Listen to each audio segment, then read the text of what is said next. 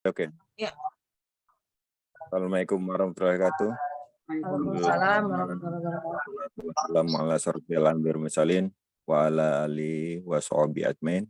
Asyhadu an la ilaha illallah wa asyhadu anna Muhammadan abduhu wa rasuluhu la nabiyya ba'dah. Baik, teman-teman sekalian, Bapak Ibu peserta kajian perkuliahan Pakar Bekar online. Alhamdulillah hari ini kita bertemu kembali di pertemuan yang mendekati terakhir bersama Dr. Ipak. Salawat salam tak lupa senantiasa kita panjatkan ke daerah tujuan kita Nabi besar Muhammad SAW, kepada keluarganya, dan insya Allah kita termasuk sebagai pengikut beliau yang tetap istiqomah hingga akhir hayat nanti. Baik teman-teman sekalian, tak lupa diingatkan untuk kelancaran kegiatan kita untuk mematikan mic dan videonya selain narasumber dan pemateri dan moderator. Untuk itu kelancaran kegiatan kita, mari sama-sama kita membaca basmalah. Dan selanjutnya kita serahkan kepada Dokter Ina untuk memandu acara ini. Silakan Dokter. Baik, makasih banyak Mas Dwi, walaupun trouble pagi-pagi. Mudah-mudahan acara hari ini lancar semua. Baik teman-teman, kita mulai. Bismillahirrahmanirrahim. Alhamdulillahirrahmanirrahim. Wa bihi nasta'in ala umuri dunya waddin. Assalatu wassalamu ala asrafil anbiya'i wal mursalin wa ala alihi wa ashabi ajma'in. Rabbi shrah li sadri wa yassir li amri wahlul 'uqdatam min lisani yafqahu qawli. Amma ba'du. Dan syukur kehadirat Allah Subhanahu wa taala yang telah memberikan kita semuanya kesehatan, ya, kebahagiaan bisa berkumpul pagi ini atas segala waktunya yang telah diberikan kepada kita untuk menuntut ilmu dan untuk kenikmatan Islam, kenikmatan iman kita insya Allah senantiasa bertambah-tambah, ya. Dan menuntut ilmu wajib bagi kita sampai seumur hidup, walaupun saya udah nenek-nenek tetap harus sekolah. Kita mesti harus sekolah terus. Insya Allah berkah ya buat hidup kita semuanya dunia akhirat. Dan tak lupa juga salawat dan salam kita haturkan kepada junjungan besar Nabi kita Muhammad SAW beserta keluarga dan para sahabat beliau. Ya Allah, kita semua yang hadir di sini mendapatkan syafaat di hari kiamat. Alhamdulillah kita sudah kedatangan pakar herbal kita yang tidak asing lagi, ya, Dr. Ipak. Insya Allah beliau akan mengisi materi mengenai pencernaan, ya, karena yang dari semuanya yang terlewat pencernaan sebenarnya ada lagi, ya, masalah THT, masalah kulit, masalah apa, ya. Jadi yang belum karena ini kita mau di akhir-akhir acara, silakan teman-teman untuk yang masih ingin bertanya tentang herbal apapun, insya Allah Dokter Ipak bersedia menjawabnya. Silakan dokter. Oke. Bismillahirrahmanirrahim. Assalamualaikum warahmatullahi wabarakatuh. Waalaikumsalam warahmatullahi wabarakatuh. Alhamdulillahirrahmanirrahim. Sudah di share screen dong. Alhamdulillah kita ketemu lagi di penghujung materi kuliah online kita, ya, insya Allah semoga apa-apa yang sudah kita pelajari selama ini senantiasa memberikan manfaat untuk kita semua. Untuk kali ini saya membahas tentang pencernaan, ya, herbal pada gangguan pencernaan. Dan seperti kita tahu,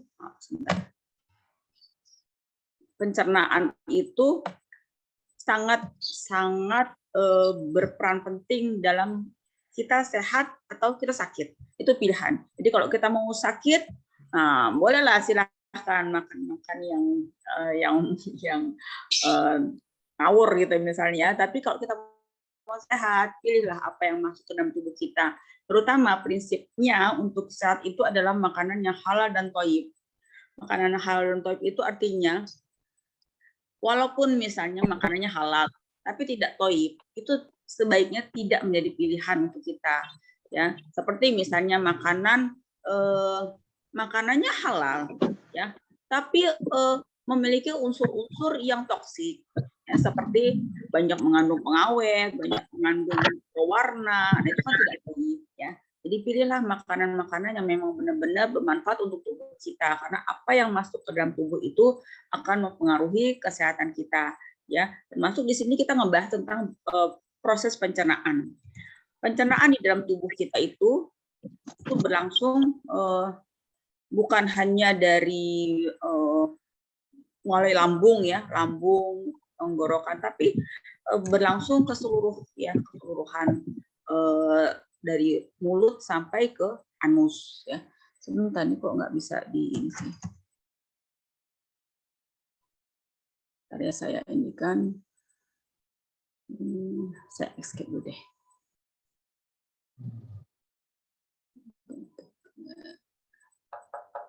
Bisa keluar dulu juga. Stop ya, sebentar ya.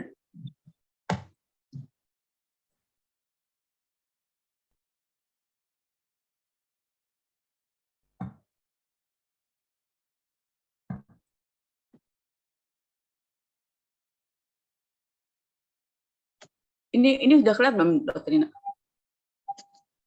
Udah, Dok. Cuman kok gambar dokter jadi gambar saya? Oh iya. Ada yang error, Kak. Oh, ada yang error.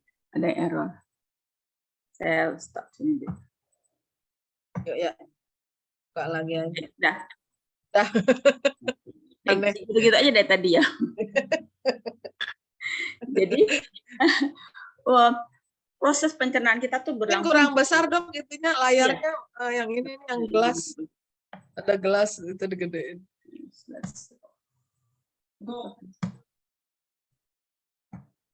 Ya, slideshow. Udah? Belum.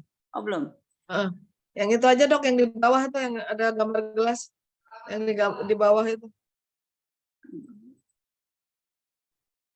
Nah, ya. Keluar? Sudah? Oh, oke ya. Udah.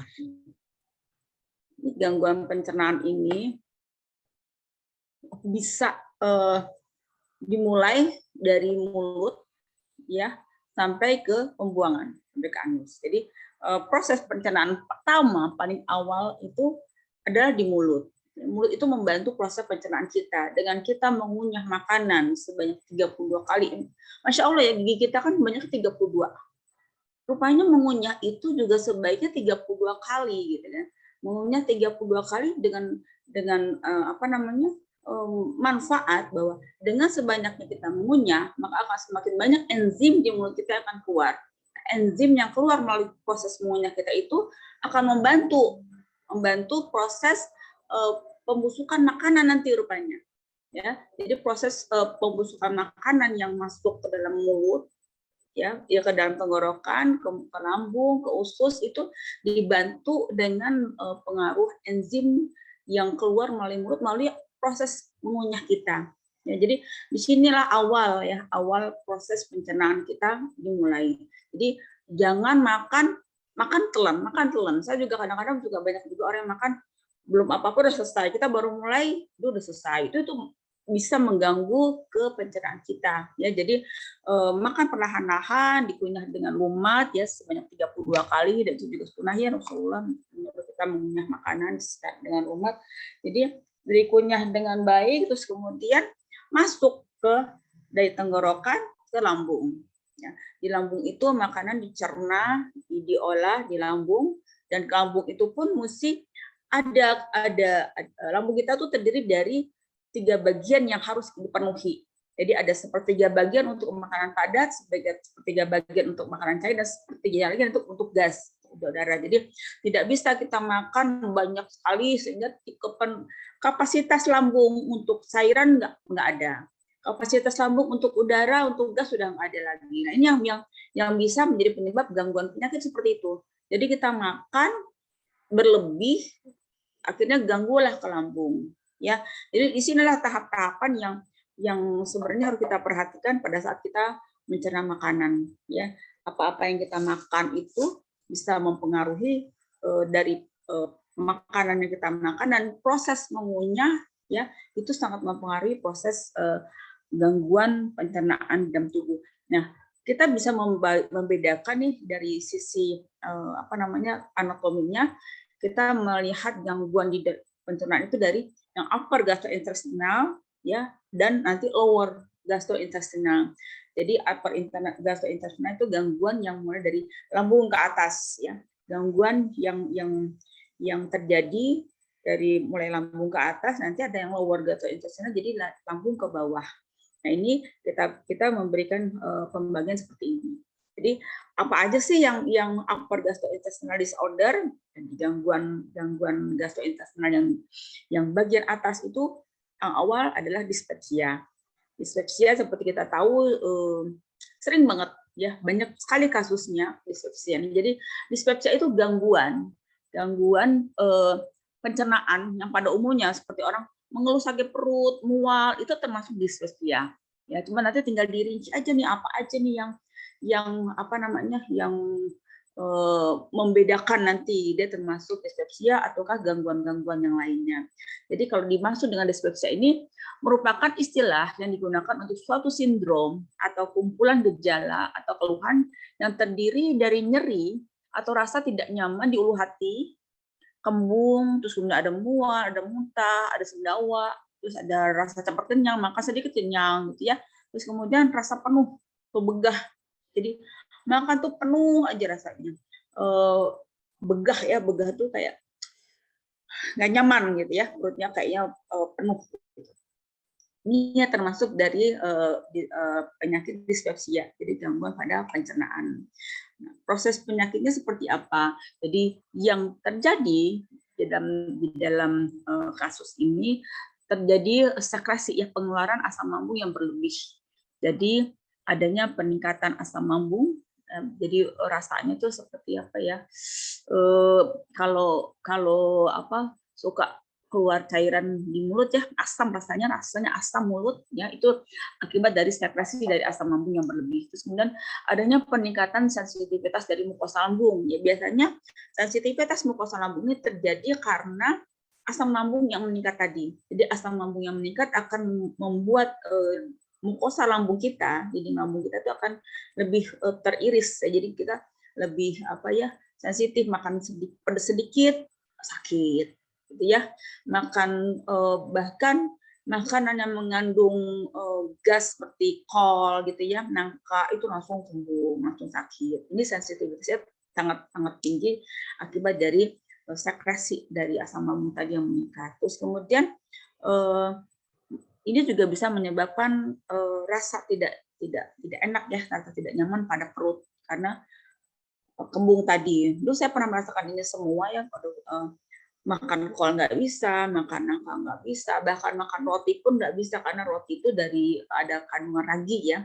Ragi itu kan pengembang, jadinya di lambung pun tidak nyaman untuk yang memang gangguan lambungnya sudah cukup kronis ya. Jadi di sini memang sangat nggak nyaman ya dirasa ke orang-orang dengan penderita dispepsia. Terus kemudian bisa juga disebabkan karena Helicobacter pylori, jadi kuman Helicobacter pylori. Terus bisa juga disebabkan karena adanya gangguan motilitas dari gastrointestinal, ya, dismotilitas gastrointestinal. Jadi kemampuan lambung ya untuk bekerja terganggu. Terus kemudian juga disebabkan oleh adanya rangsang persepsi yang berlebih ya. Terus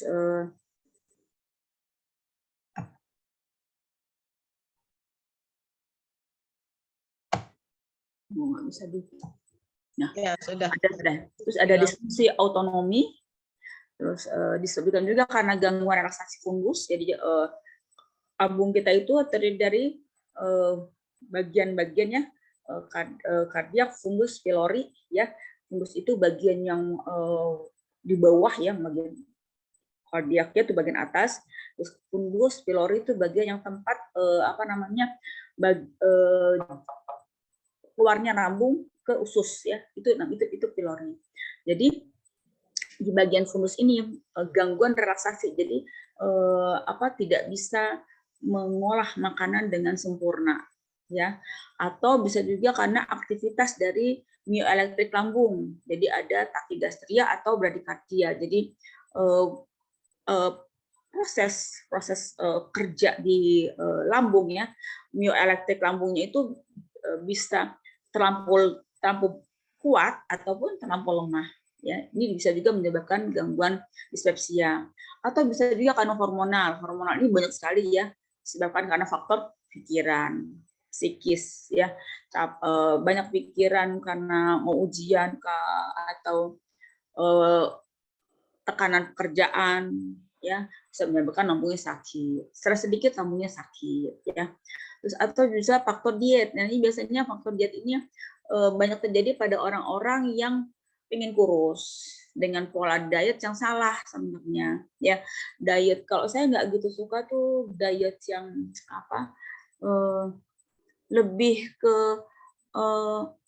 ada apa ya, aku lupa namanya. Jadi makannya tuh sebar lemak-lemak ya, diet apa ya namanya tuh, jadi Diet keto, Dok. apa Keto. betul diet keto. Jadi itu makannya yang lemak-lemak, yang saya ngebayang aja udah ngeri gitu loh. Bagaimana bisa itu sebagai diet untuk menguruskan tubuh ya, karena tubuh kita itu benar-benar harus seimbang. Kalau tidak terjadi hemostasis dalam tubuh kita, keseimbangan tidak terjadi, itu bisa merusak ya. Mungkin di awal dia bisa menurunkan berat badan, tapi next di belakang akan terjadi penyakit, dan itu memang terjadi. Bahkan banyak sekali pasien-pasien yang datang imbas dari diet seperti itu ya. Jadi faktor-faktor diet itu benar-benar harus kita pikirkan seperti apa nih diet yang sebaik-baiknya ya. Terus ada juga faktor psikologis. Faktor psikologis kurang lebih samalah dengan yang hormonal ya. Cuman faktor psikologis ini bisa seperti misalnya gini, dia apa namanya, takut makan daging gitu misalnya, dia takut makan karbohidrat, takut gemuk gitu kan misalnya, sehingga unsur-unsur yang dibutuhkan tubuh itu terganggu ya. Itu biasanya ada di faktor-faktor psikologi. Jadi banyak sekali apa namanya, pola pikirnya yang bikin cemas ya, bikin takut, sehingga terjadilah gangguan. Atau banyak juga, saya takut makan cabai gitu ya, kalau makan cabai saya sakit perut, saya sakit lambung. Nah, itu bisa menjadi pencetus gangguan di dalam tubuh ya. Itu dispepsia seperti itu. Jadi gangguan yang terjadi di lambung, yang kita rasakan di lambung, itu bisa kita kategorikan sebagai dispepsia ya, gangguan pencernaan. Terus yang termasuk upper juga adalah GERD. Ini banyak sekali sekarang kasusnya. Jadi apa-apa GERD gitu ya. GERD itu gastroesophageal reflux disease. Jadi ada tolak balik ya. Jadi penolakan reflux ya, balik dari lambung ke esophagus. Jadi makanan yang sudah masuk itu tertolak lagi keluar ya. Itu namanya GERD ya. Jadi ada dorongan dari lambung ke atas ya, ke esophagus. Nah, gejala ini biasanya memberikan komplikasi pada lambung disebabkan karena mortalitas menurun pada saluran cerna, sehingga isi lambung masuk ke dalam rongga mulut dan esophagus. Jadi keluar lagi, tertolak lagi keluar. Jadi GERD ini disebabkan akibat melemahnya sphincter. Jadi lambung kita tuh ada sphincternya. Jadi bagian kardiak tadi ya, kardiak, fundus, pilori. Jadi bagian kardiak itu ada sphincter. Jadi kayak seperti apa ya? Kayak seperti penutup lah ya, seperti penutup. Jadi menyambungkan antara tenggorokan sama lambung. Nah, di bagian sphincternya ini itu mulai melemah sehingga mudah sekali terbuka. Jadi makanan dari lambung tertolak masuk ke dalam esophagus dan ke mulut ya. Bisa juga karena memang gangguan dari lambung tadi ya. Jadi naiklah asam lambung ke dalam esophagus dan kerongkongan. Nah, biasanya kalau yang keluar asam lambung itu rasanya asam dan perih nanti di lambung karena sifat tajam dari asam lambung tadi melukai tenggorokan ya. Biasanya sangat tidak nyaman kalau sampai asam lambungnya yang keluar ya. Jadi GERD ini banyak sekali yang mungkin kok saya bilang mungkin agak salah persepsi juga ya. Ada yang seperti nyeri pada dada, pada dada bagian kiri, bilangnya gas dari lambung naik ke atas, ya, menyebabkan nyeri pada dada, ya. Kalau saya lebih memikirkan bahwa itu bukan GERD. Kalau GERD itu namanya GERD, gastroesophageal reflux disease. Jadi adanya dorongan dari lambung ke tenggorokan dan mulut. Jadi untuk gangguan-gangguan nyeri di dada, dorongan itu biasanya bukan GERD. Itu bisa ke arah angin pectoris, ya, angin pada ruas dada, atau dorongan gas lambung aja yang menekan ke diafragma, ya. Jadi jangan salah tafsirkan antara GERD dengan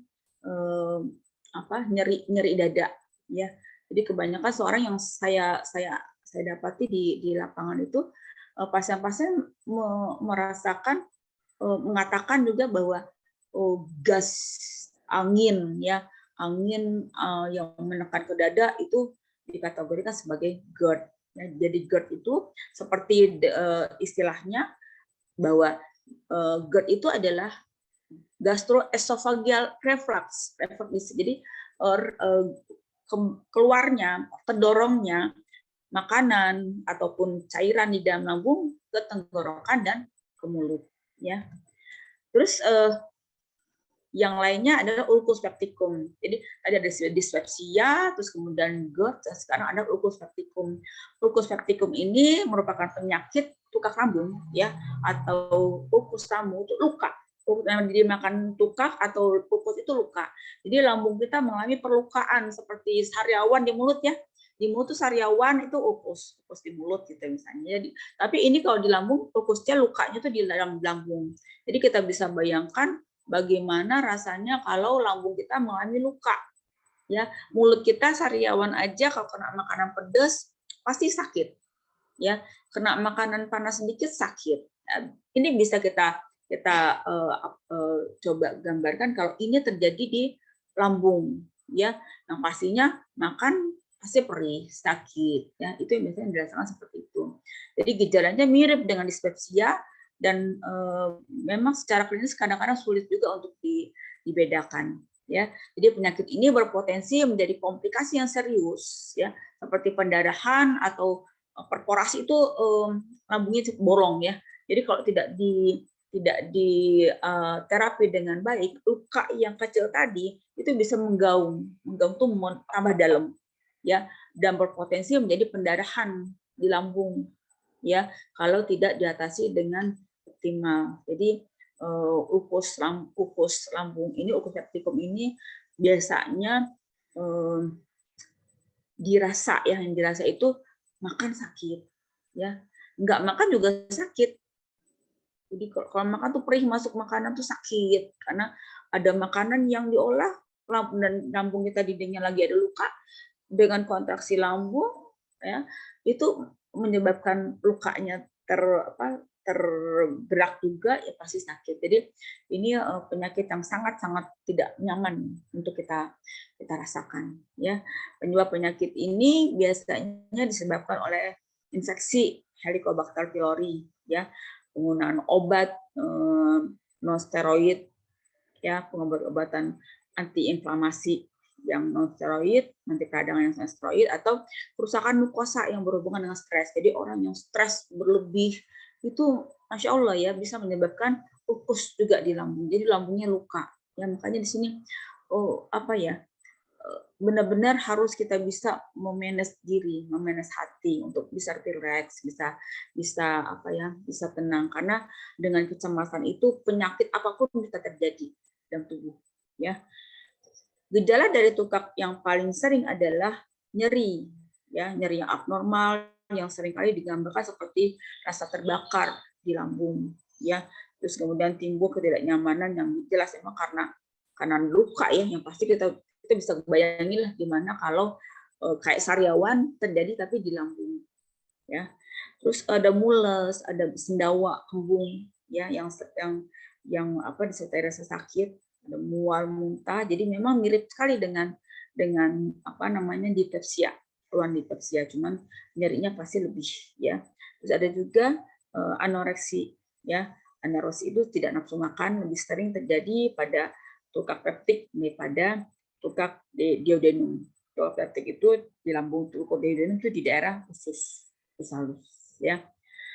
Tanda-tanda yang mengindikasikan keganasan ya ataupun komplikasinya itu biasanya kalau misalnya tukak ini sudah mengarah ke keganasan itu ditandai dengan adanya anemi, karena kan darah ya, darah pada lambung, jadi disertai dengan anemi, penurunan berat badan, terus ada hematemesis, muntah darah ataupun BAB-nya darah. Itu biasanya ciri-ciri sudah terjadi keganasan, adanya proses-proses yang lebih parah lagi ya, jadi keganasan akibat dari penyakit ini ya. Ukus yang tidak diterapi dengan baik bisa menyebabkan munculnya keganasan. Biasanya ditandai dengan muntah darah ataupun BAB-nya darah. Terus kemudian itu tadi bagian atas ya. Bagian atas itu ada dispepsia, ada GERD, dan ada ukus pepticum. Nah, untuk bagian lambung ke bawah, kita mulai masuk ke penyakit diare. Ya, diare juga merupakan penyakit gangguan pencernaan ya, yang disebabkan oleh berbagai macam, bisa karena bakteri, bisa karena virus, bisa karena parasit ya, bisa juga karena adanya intoleransi atau sensitif terhadap makanan. Jadi kita makan pedas sedikit diare ya, makanan terlampau asam diare, makan terlampau terlampau ada gas diare, itu terlampau sensitif istilahnya, atau bisa juga karena alergi makanan. Jadi diare ini merupakan suatu penyakit dengan adanya tandanya perubahan bentuk konsistensi dari feses kita, dari tinja ya. Jadi tindanya itu lebih cair ya, tak cair, tidak padat. Jadi tinja yang umum, yang normal adalah padat, biasanya berbentuk ya, itu tinja yang normal. Tapi kalau sudah mulai merasa tindanya seperti air, nah itu masuk kategori diare. Dan diare itu pun bukan berarti BAB sekali cair itu masuk diare, enggak ya. Frekuensinya bisa lebih dari 5 kali biasanya, saya lebih dari 5 kali dan cair terus selama 24 jam itu masuk dari kategori diare. Tapi kalau misalnya ada pasien yang setiap hari pup-nya itu 3 kali sehari. Jadi pagi habis makan pup, habis siang habis makan pup, malam habis makan pup. Tapi nggak cair, itu bukan kata diare. Ya, yang dimaksud diare itu BAB frekuensinya lebih dari 3 kali ya, atau biasanya saya menghitungnya lebih dari 5 kali ya, sudah masuk kategori penyakit. Jadi lebih dari 5 kali tapi konsistensinya cair ya, bukan padat. Nah, itu masuk ke diare ya. Dan ini sebenarnya banyak terjadi, paling banyak tuh karena faktor pola makan yang salah ya. Kalau karena stressing juga bisa sih ya, tapi umumnya kalau stressing lebih ke lambung yang paling banyak terjadi gejala yang paling utama ya. Klasifikasi dari diare ini ada di kita klasifikasikan berdasarkan lama waktu diare. Ada namanya diare akut. Diarenya terjadinya tiba-tiba ya, bukan dari awalnya ada sakit dulu, enggak. Jadi diare akut ini merupakan BAB dengan frekuensi yang meningkat dan konsistensi tinja lembek atau cair dan datang secara mendadak ya, serta berlangsung dalam waktu yang kurang dari 2 pekan, 2 minggu. Terus ada juga diare persisten, yaitu diare akut atau tanpa disertai darah berlanjut sampai 14 hari lebih, jadi lebih dari 2 minggu. Jadi yang akut itu kurang dari 2 minggu, diare persisten itu lebih dari 2 minggu. Dan ini bisa menyebabkan dehidrasi sedang atau berat. Ya. Jadi diare yang lebih dari 2 minggu itu namanya diare persisten dan berkemungkinan untuk bisa menyebabkan terjadinya gangguan yang lain ya.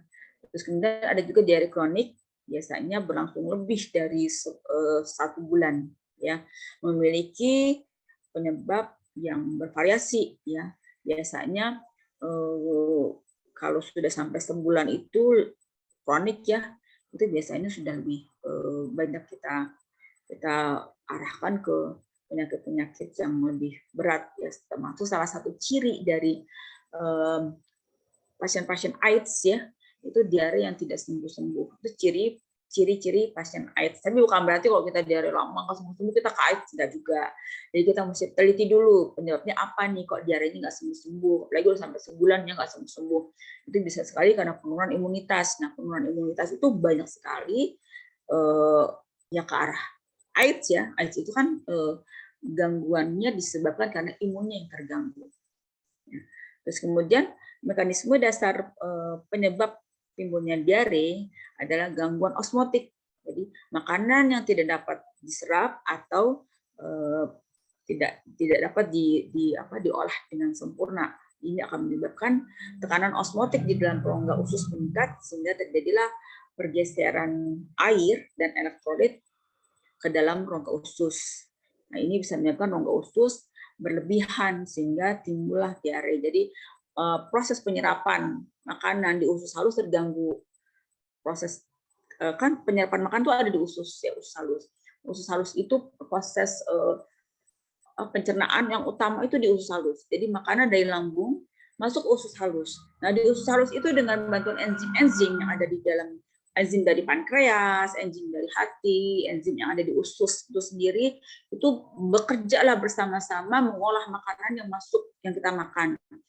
Setelah diolah, ya, kemudian nanti baru diedarkan, kembali masuk ke dalam hati ya, melalui vena porta, dia akan dibagikan ke seluruh tubuh ya, melalui darah ya, dibagikan nutrisi yang kita makan tadi setelah yang menjadi nutrisi akan dialirkan ke seluruh tubuh, dibagi-bagikan ke seluruh tubuh, dan yang menjadi ampas masuklah ke dalam usus besar.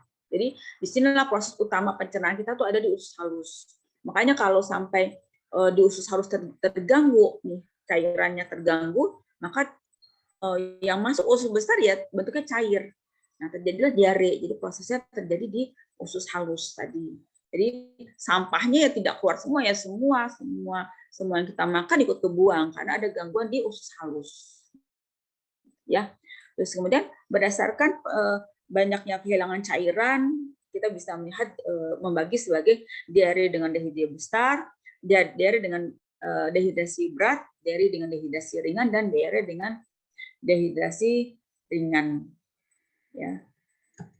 Terus ada juga kolik abdomen, itulah nyerinya hebat sekali yang seperti yang timbul. Jadi kolik itu kayak seperti perut kita tuh kayak seperti diputer, dipilin ya, dipers gitu. Itu namanya kolik.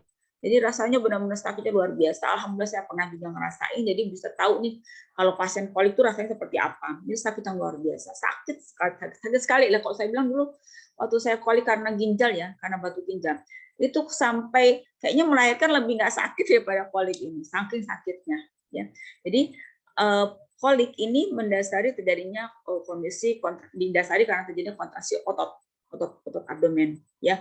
Bisa juga karena penyumbatan atau peradangan pada organ di dalam rongga perut seperti gangguan lambung, usus, kantong empedu, ginjal, saluran kemih.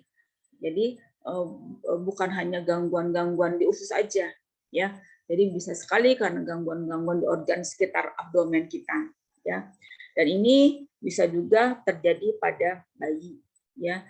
Kolik cukup sering terjadi pada bayi biasanya karena gangguan pada usus ya bayi ya. Jadi dia banyak yang tiba-tiba nangis menjerit gitu ya, bayi tiba-tiba nangis kencang, itu biasanya terjadi karena ususnya ya, banyakan seperti itu. Apalagi bayi-bayi yang sering sekali kebanyakan ya belum waktunya untuk dikasih empasi ya, itu bisa menyebabkan banyak sekali terjadi gangguan pada bayi. Nah, secara umum kolik abdomen itu bisa berasal dari pencernaan ya, bisa juga dari ginjal, bisa juga dari organ kewanitaan wanita. Jadi seperti yang nyeri haid ya, itu juga bisa menimbulkan kolik pada abdomen. Kalau penyebab dari gangguan organ pencernaan termasuk usus dan empedu, maka adanya batu pada empedu ya, itu biasanya juga bisa menyebabkan kolik. Jadi makanan yang mengiritasi pencernaan juga dapat memicu kolik seperti ini.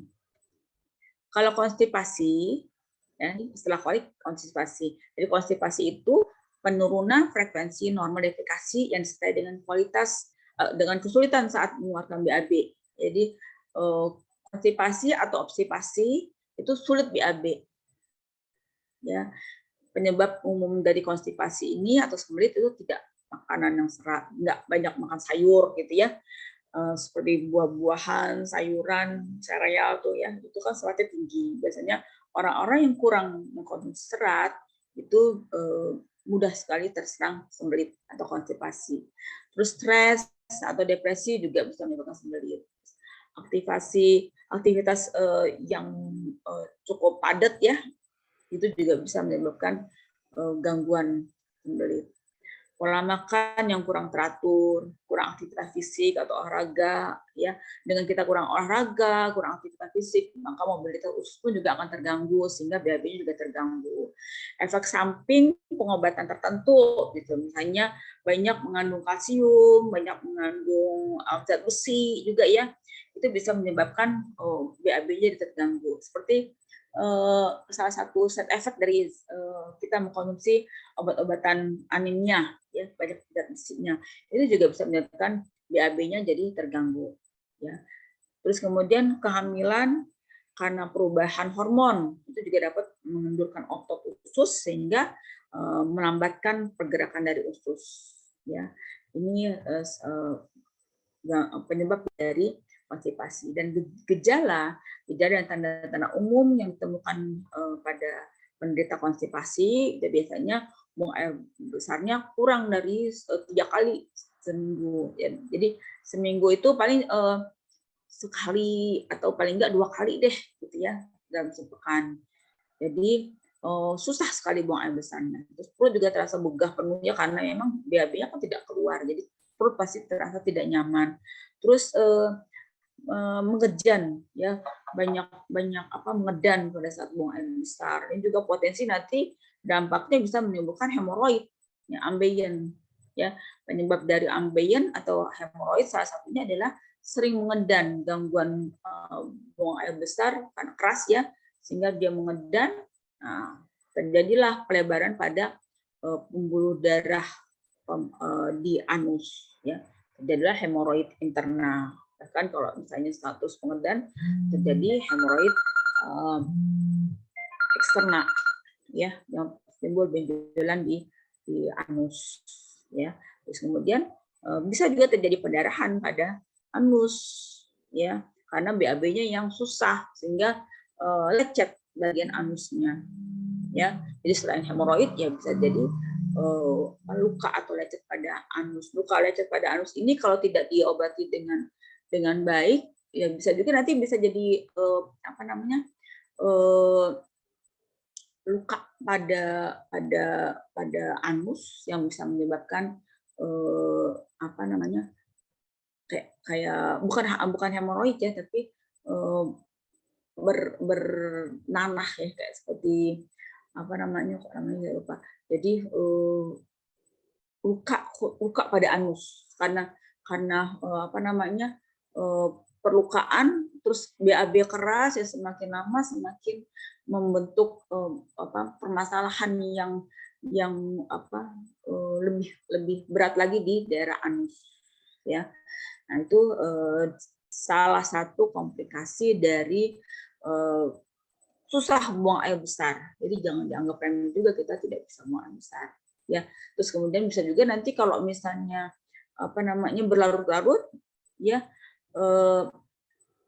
bisa menyebabkan komplikasi yang lebih parah lagi, seperti salah satunya kanker usus, ya, karena BAB itu kan kotoran. Nah, kotoran tidak bisa terbuang, yang menumpuk itu menyebabkan infeksi yang berlarut di usus. Infeksi peradangan terus-menerus itu sebagai salah satu cikal bakal penyebab kanker, ya. Jadi ada komplikasi di sini, pembekakan pembuluh darah di anus yang ambeien tadi saya bilang. Terus kemudian ada robeknya kulit anus, ya, kotoran bisa menyebabkan infeksi. Terus kemudian bisa juga komplikasi ini bisa menyebabkan akumulasi tinja yang tersangkut, itu nanti menimbulkan kanker, ya, naudzubillah min dzalik, ya. kanker prolapse dari rektum juga bisa.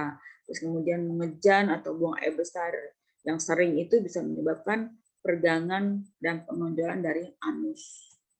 Ya, jadi ya bukan sesuatu hal yang dianggap remeh lah. Jadi kebanyakan orang kita tuh sering menganggap remeh sesuatu gitu ya.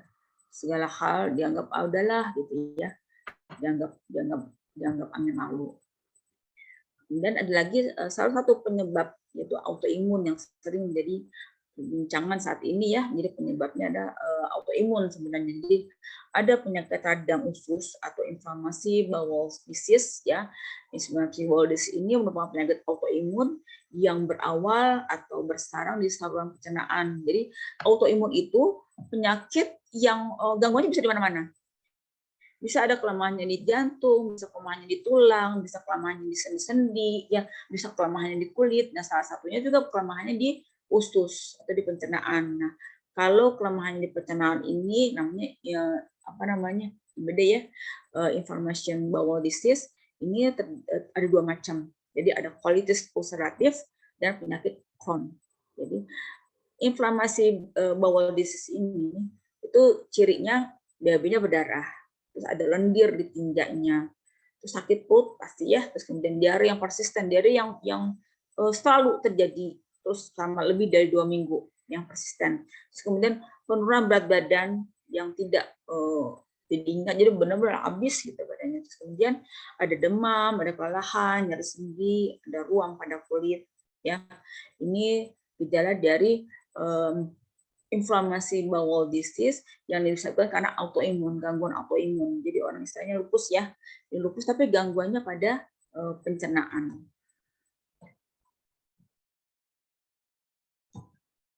Ya. Irritable tadi inflamasi bowel disease. Sekarang ada irritable bowel syndrome.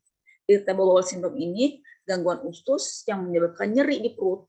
Ya, terus ada juga gas, diare dan sembelit. Jadi nano-nano lah rasanya, ada nyerinya, ada gas yang bayangkan usus kita ada gas, terus ada diare juga, ada sembelit dan sakitnya memang luar biasa ya. Penyebab iritasi dari bowel syndrome ini belum bisa dipahami dengan baik ya. Jadi masih belum diketahui dengan jelas ya.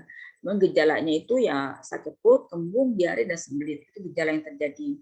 Jadi sebagian orang mengontrol gejala mereka dengan mengolah diet. Jadi makanannya dijaga, gaya hidupnya dijaga, stresnya dihilangkan ya. Sedangkan yang lain juga bisa dengan menggunakan obat-obatan dan konseling. Jadi memang masih belum jelas ya kenapanya, tapi ya pengobatannya ya coba aja diatasi keluhan yang terjadi. Misalnya dia lebih ke gasnya yang berlebih, maka kita atasi dengan menekan supaya gasnya itu tidak bertambah. Ya, baik inflamasi bowel disease ataupun inflamasi bowel irritation bowel syndrome ini bisa menyebabkan sakit perut, kram, buang air besar yang mendesak atau diare.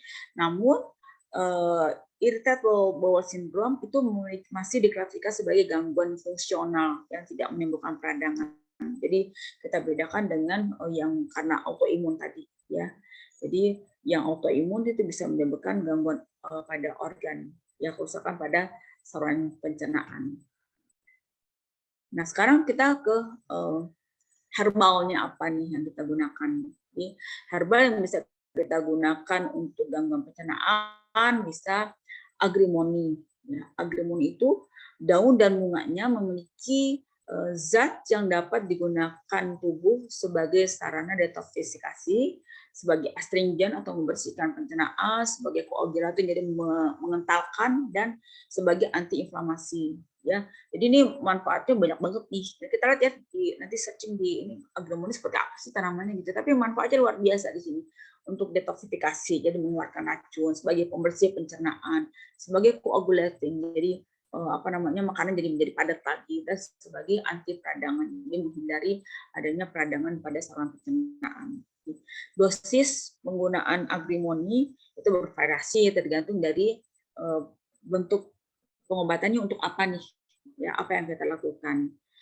daun dan tanaman ini dijadikan larutan yang dapat diminum dengan dosis 3 sampai 5 ml dalam satu gelas yang digunakan setiap 2 sampai 3 jam ya. Terus sebagai water infuse ya, digunakan 3 sampai 4 gram lah 3 kali sehari. Bisa juga direkomendasikan sebagai teh ya, minum. Jadi kita minum kayak ngeduh teh gitu loh. Minum juga 2 sampai 3 kali dan sehari itu bisa 2 sampai 3 kali juga boleh ya. Ini untuk yang akut. Kalau yang kronis itu biasanya dosisnya akan lebih tinggi lagi. Sebagai tapol tuh tempel ya, ditempel. Jadi agrumon ini dapat dipakai beberapa bobokan. Jadi ini loh di tapel tuh biasanya kalau digarang ya, dipanas tuh daunnya dipanaskan, digarang, ditempel di bagian perut yang tidak nyaman ya. Apa bobokan tuh istilahnya ya, istilah daerah-daerah tuh banyak banget beda-beda. Ditapel. Orang Jawa ditapel ya, ditempel gitu kan, digarang. Kalau kita digarang, dipanasin itu tempel gitu ya. Nah ini untuk tapelan ya. Terus ada juga aloe atau lidah buaya ya. Lidah buaya itu sangat bagus juga untuk pencernaan. Jadi untuk gangguan konstipasi kita pakai lidah buaya boleh. Perut yang terasa panas ya, kan sering tuh perutnya panas gitu. Kalau lambungnya kayak tadi kan orang-orang dengan utus vertikum pun terasa panas di perut. Nah, bisa mendinginkan perut dengan menggunakan aloe tadi, aloe vera ya, lidah buaya. Terus ada juga arrowroot ya, atau garut nih, namanya garut. Garut tuh kayak itu loh, kayak seperti talas ya, kecil tapi lebih kecil ya. Itu bisa digunakan untuk mendinginkan perut sebagai juga anti disentri ya. Disentri itu BAB-nya berdarah, yaitu disentri. Nah, bisa dimakan sebagai makanan, direbus atau dikukus ya, makan biasa aja ya. Terus ada juga asparagus. Asparagus itu dikenal sebagai salah satu jenis tanaman yang kaya sekali akan nutrisi. Jadi makanya banyak kan dikonsumsi untuk makanan ya, untuk masakan. Jadi sup asparagus gitu ya. Itu manfaatnya luar biasa dan mudah untuk kita konsumsi. Jadi kondisi kita sedang ada gangguan pencernaan, bikin aja sup asparagus. Ya. Didapat emang agak sulit ya kalau kita dapat, biasanya kalau di pasar agak jarang, tapi kalau di supermarket itu biasanya ada sih insya Allah asparagus ya. Dia seratnya juga tinggi, ada proteinnya, karbohidratnya, kalsium, dan besinya juga tinggi, ada pokoknya mineralnya tinggi lah ya, asam folatnya juga tinggi. Jadi untuk ibu-ibu hamil juga ini sangat manfaat nih, kita mengkonsumsi sup asparagus gitu ya, karena asam folatnya tinggi, besinya tinggi, seratnya tinggi, jadi sangat dibutuhkan untuk ibu-ibu hamil nih sebenarnya ya. Terus ada juga barley itu gandum ya.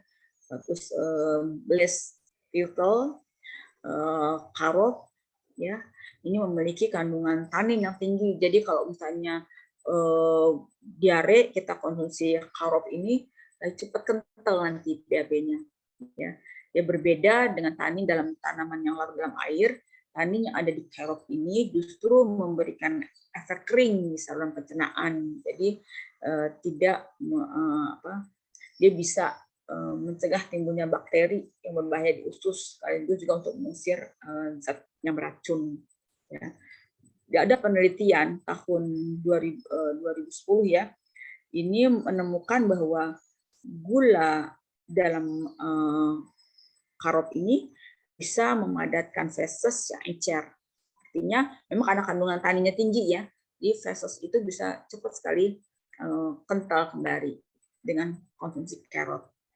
Ya, juga kaya akan serat dan free gluten, bebas gluten.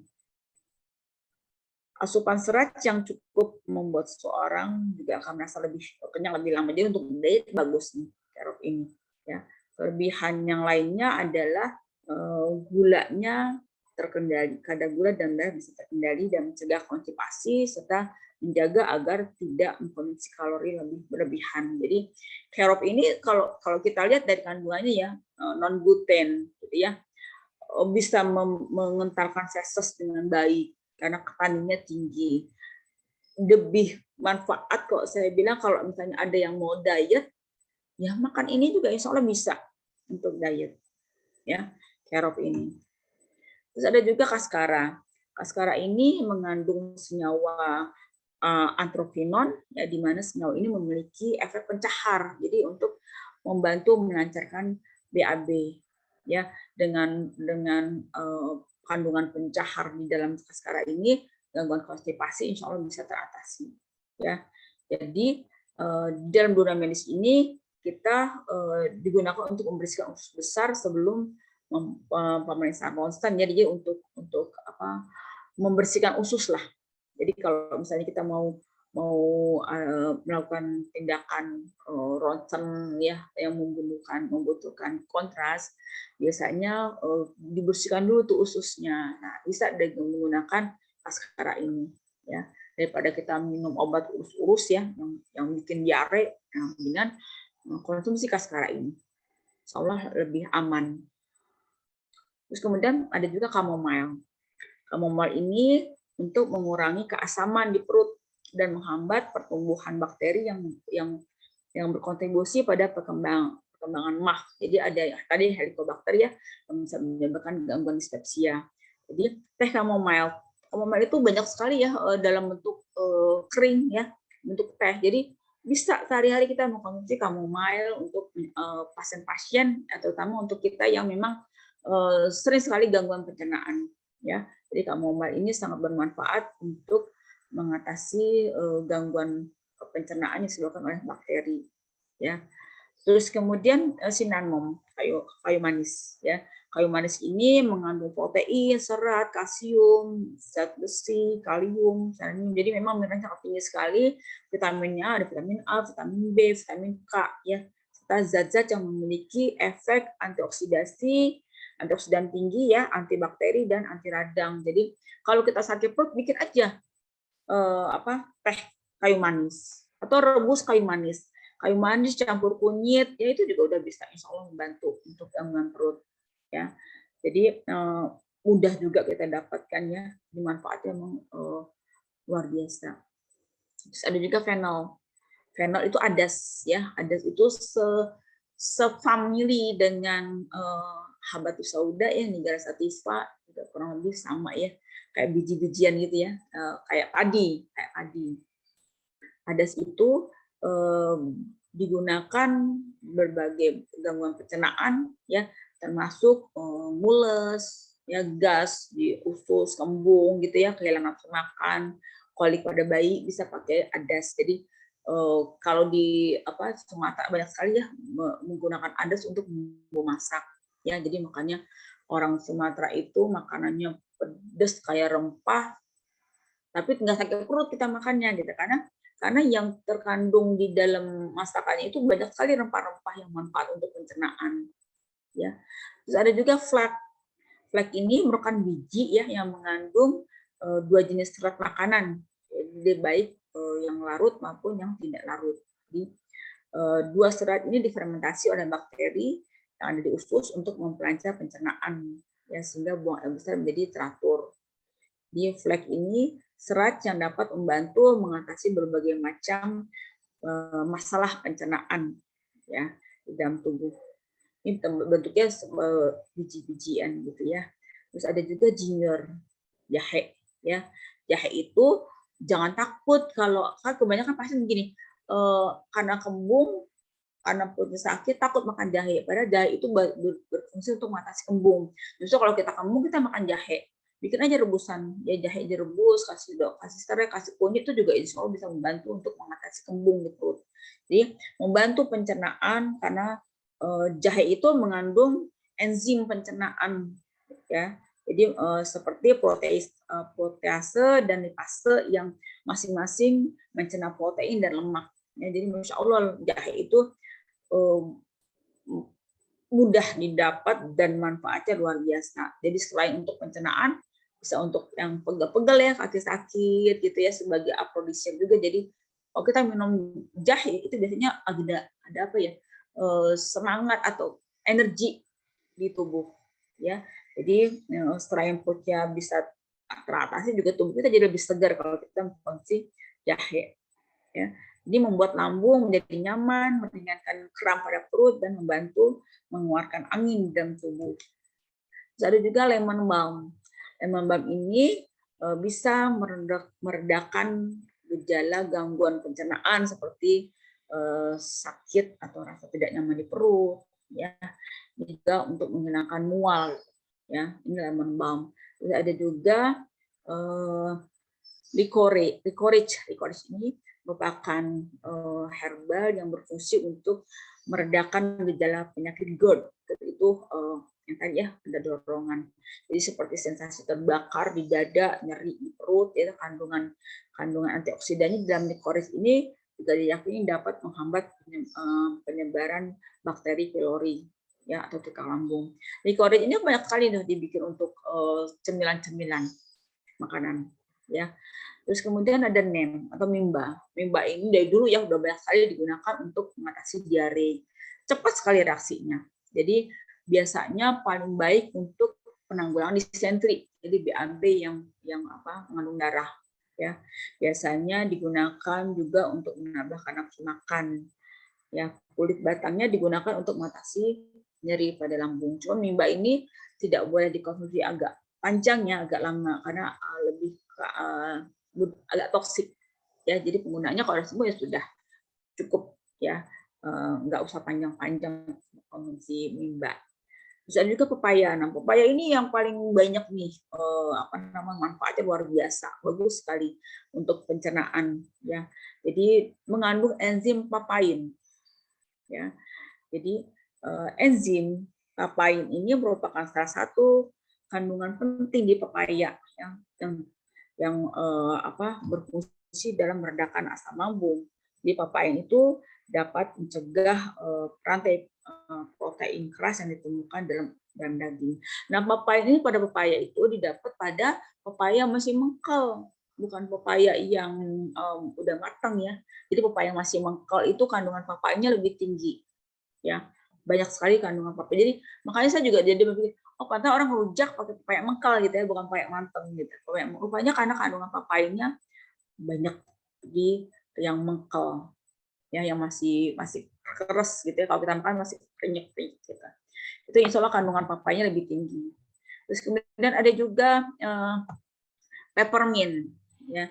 Peppermint ini meningkatkan kerja sistem pencernaan, mencegah heartburn, meringankan rasa mual dan kembung, relaksasi otot polos di perut, ya, sehingga bisa terhindar dari kram otot, ya.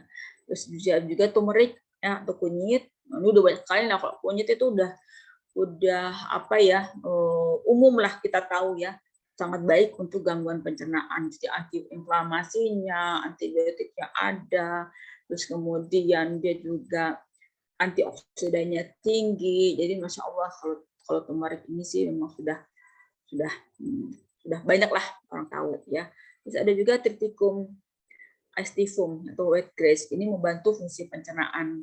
Jadi juga mengandung enzim yang tinggi sehingga membantu pencernaan dalam memecah makanan. Jadi proses pencernaan makanan dan penyerapan nutrisi di dalam tubuh. Jadi membantu fungsi pencernaan tubuh. Selain itu, rumput gandum ini juga meringankan permasalahan pencernaan seperti sembelit, ya, karena seratnya tinggi, kan. Jadi membantu mengatasi sembelit atau konstipasi, dan juga sindrom iritasi usus besar, ya. Terus kemudian ada juga white horehound atau Marubium vulgar. Ini memiliki rasa yang pahit, ya, karena mengandung marubin. Jadi rasa pahit ini menjadi pilihan yang sangat baik untuk menangkal pencernaan, karena tanaman yang rasanya pahit itu terbukti membantu mengatasi dispepsia, ya, atau gangguan pencernaan sakit perut. Jadi umumnya makanan tanaman kayak seperti ini juga daun jambu, ya. Daun jambu saya biasanya kalau jambu itu bisa daun yang jangan yang terlalu keras, ya, yang sedang lah, ya. atau jambunya yang masih muda, yang masih kalau kita gigit itu sepatnya masih tinggi, itu katanya tinggi, jadi mudah, cepat sekali untuk mengantarkan feses. Ya, terus kemudian ya agak susah diklik.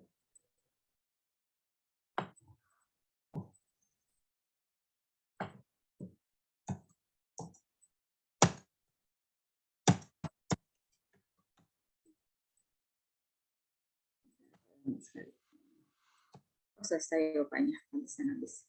Oke, jadi ini termasuk tanaman-tanaman yang paling banyak ya, paling banyak manfaatnya untuk pencernaan.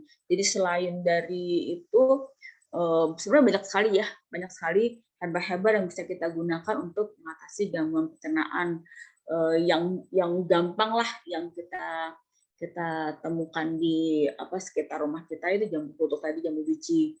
Jambu biji itu buahnya, daunnya juga insya Allah manfaat untuk pencernaan. Nah, ini ada salah satu lagi, kemarin tuh waktu Masya Allah ya, kita waktu Jambore, saya dapat ilmu baru nih tentang cabai untuk gangguan pencernaan juga rupanya nggak bisa. Jadi makanya saya juga berpikir bahwa kenapa sih orang yang tidak suka pedas itu gampang sekali sakit perut, berarti sensitif. Jadi orang yang nggak suka cabai, nggak suka pedas itu nggak kuat terhadap perutnya, makan sedikit sakit perut gitu ya, lebih sensitif. Rupanya memang yang saya tahu itu cabai itu mengandung anti peradangan tinggi, vitaminnya rupanya Masya Allah vitamin C-nya tinggi sekali cabai itu. Jadi dengan kita mengkonsumsi cabai itu insya Allah nggak mudah untuk kita mengalami peradangan, karena anti peradangan itu pada vitamin C itu tinggi. Jadi kemarin waktu Jambore Aspetri itu ada terapi tentang cabai rawit dikonsumsi untuk berbagai macam penyakit sebenarnya.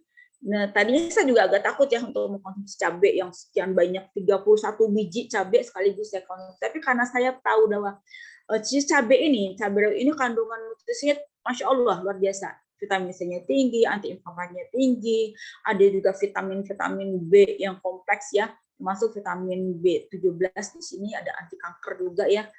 Maka saya beranikan diri untuk mencoba mengkonsumsi cabai, sekaligus dikonsumsi 31 biji, dikunyah sekaligus dalam satu waktu. Dengan persepsi bahwa ini manfaatnya pasti luar biasa gitu. Saya ingin tahu aja rasanya seperti apa sih kita mengkonsumsi cabai sekaligus banyak gitu kan. Rupanya saya biasanya nih kalau makan pedas aja sakit perut saya. Jadi mungkin karena saya pikir dulu karena mungkin udah faktor usia nih, usia kan udah lolita gitu, lolos 50 tahun gitu, udah sekian umur kita, pasti ada kelemahan pada organ tubuh kita, pasti seperti itu. Jadi saya berpikir tadinya nih sebelum saya konsumsi cabai yang sekian banyak ini, saya nggak kuat cabai, jadi makan cabai perut langsung panas, terus pastinya diare gitu kan. Makan sambal, cabai sama sambal beda ya. Kalau cabai itu cabai utuh, sambal itu yang sudah diolah. Rupanya maknanya pun berbeda. Kalau kita makan cabai itu jadi obat, ya. Tapi kalau kita makan sambal itu beda. Bisa juga sakit perut karena sambal itu ada campurannya kan. Kadang ada minyaknya, kadang ada terasinya, ada garamnya, ada gulanya. Nah itu yang membedakan antara sambal dengan cabai. Jadi yang untuk terapi ini cabai bukan sambal, ya. Jadi di sini saya mengkonsumsi cabai sebelum saya konsumsi cabai yang banyak tadi itu sensitif sekali perut saya. Jadi makan sambal sedikit perut saya pasti nggak nyaman gitu kan. Ini saya mencoba dengan Bismillah, ini ilmu saya mau coba gitu, karena apapun kalau kita tidak coba itu jadi ilmu untuk kita. Jadi Bismillah, mungkin Bu Saudara juga tahu ya, kemarin kita makan cabai sekali banyak, saya makan 31 cabai sekali kunyah, dan itu alhasil saya tadi saya kalau sakit perut gimana gitu kan. Ternyata Masya Allah dengan saya konsumsi cabai sekaligus 31 biji cabai saya kunyah, itu perut saya nggak apa-apa. Saya nggak diare, sampai besok pagi pun badan saya langsung seger. Jadi, dan alhamdulillah sampai sekarang pun saya sudah bisa tuh makan cabai yang Jadi setiap hari saya pasti ada cabenya. Justru tadinya anak saya melarang saya makan cabai, sekarang malah dikasih ini cabai buat Umi gitu ya. Jadi memang yang luar biasa, saya rasakan perut saya jadi lebih kuat, lebih nyaman, badan juga lebih segar saya rasa gitu. Jadi nggak mudah capek. Sebelumnya saya bilang saya udah karena mungkin faktor usia, saya pikir kok gampang banget capek. Tapi masya Allah dengan saya konsumsi cabai tadi, ini sebagai referensi aja ya, rupanya luar biasa gitu. Di badan tuh luar biasa.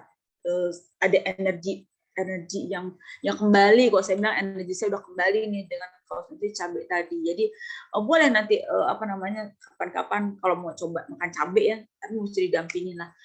Soalnya udah tahu tuh, udah bisa mendampingi insya Allah. Jadi cabai itu pun yang tadinya kita takuti untuk bisa menyebabkan gangguan pencernaan, ternyata bisa menjadi obat untuk gangguan pencernaan. Nah, jadi nggak usah khawatir.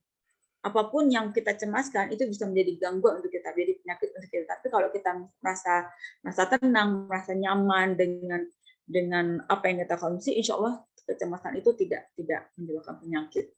Ya, jadi dari sini saya bisa mengambil hikmah itu. Oh, rupanya yang kita takuti menjadi penyakit, ternyata obat gitu. Masya Allah itu kemarin ada apa ya, pengalaman lah, ilmu yang apa ya, saya bilang luar biasa yang saya dapatkan dari saya mengikuti aspetri jambore aspetri kemarinnya.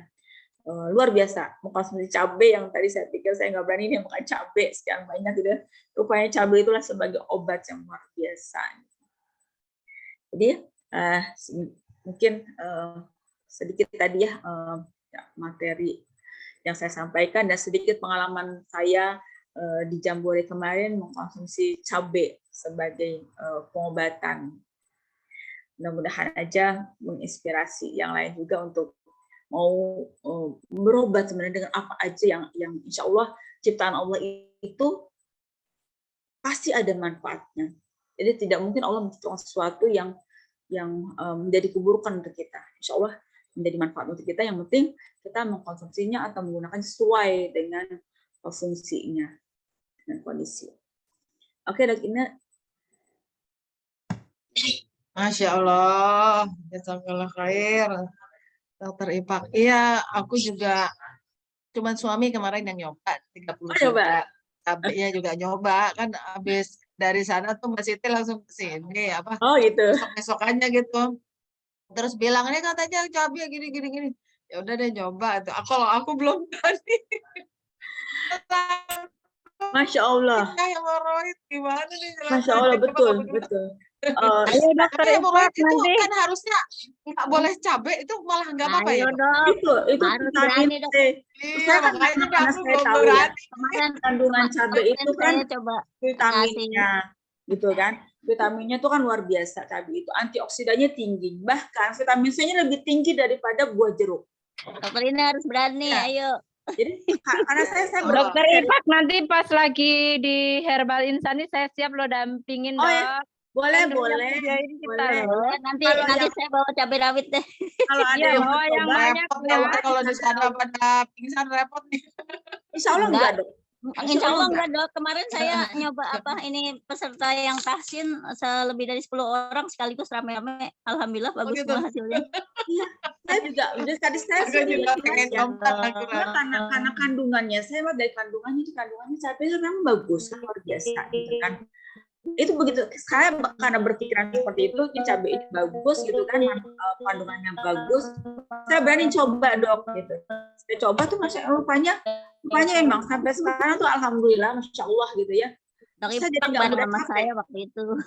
Iya, jadi saya nggak mudah capek gitu. Badan tuh Baik, ini udah insya Allah pengen nyoba juga deh. ini kan pengobatan yang murah meriah. Saya bilang ini murah. Iya benar, murah meriah. Gitu, kan? Murah meriah pedas. Murah meriah banget, tapi manfaat rupanya gitu. Yang penting kita berani aja. Itu cabai Kuncinya rawit, ngunyah jangan lewat dari 2 menit kuncinya. ngunyahnya. Ngunyahnya jangan lewat dari 2 menit, insya Allah aman.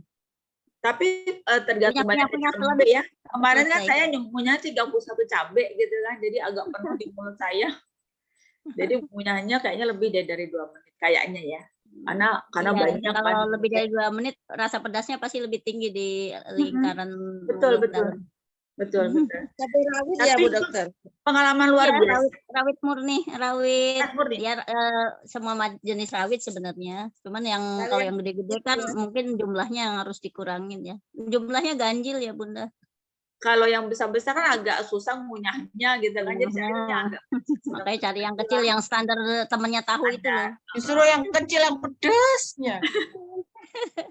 itu pengalaman luar biasa yang saya rasakan gitu ya di konsumsi. Makin suami, pedas, "Ya udah, makin jangan dulu nendang, deh," gitu. dokter. Itu Masya Allah. Jadi kalau saya bilang, apapun ilmu, kita memang harus coba belajar. Iya betul. Atau kalau kita nggak tahu kan tadi saya kalau nggak nyoba saya nggak tahu rasanya gitu kan. Nyobanya Masya Allah gitu, ke badan tuh luar biasa. Makanya makan tahu sama cabai nyaman, dokter ya. Iya betul. Tanpa cabai pokoknya nggak enak aja. Ya. Baik, apa kita udah bisa lanjutkan dengan pertanyaan? Boleh. Ya, untuk awalan kita kasih waktu untuk Mbak Yulia Novita nih yang dari Takengon, mungkin satu kampung mungkin sama Iya nih. Dokter Ipak. Silakan Mbak Yulia. Assalamualaikum Dokter Ina, Dokter Ipak. Waalaikumsalam.